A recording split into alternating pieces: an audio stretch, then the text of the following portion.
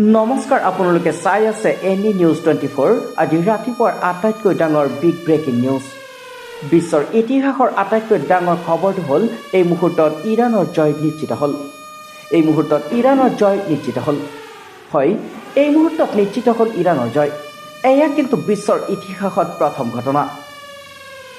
অহংকাৰী আমেৰিকা আৰু ইজৰাইলৰ অহংকাৰ এই মুহূৰ্তত ধূলিসাৎ হৈ পৰিল।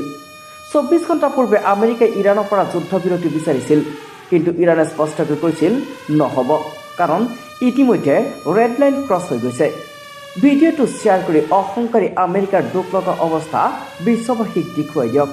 চাওক, আমেৰিকা ক্ৰিটিচাইজ কৰি ইৰাণে পোষ্ট কৰিছে, "Sorry, we cannot join any conference without our missiles."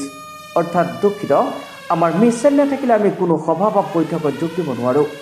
ইৰাণৰ দ্বিতীয়টো পোষ্টলৈ মন কৰক, য'ত ইৰাণে লিখিছে, "We are the nation of ইমাম হুছেইন", অৰ্থাৎ তেওঁলোক ইমাম হুছেইনৰ জাতি বা অনুসাৰী বুলি উল্লেখ কৰিছে। News desk report, any news 24।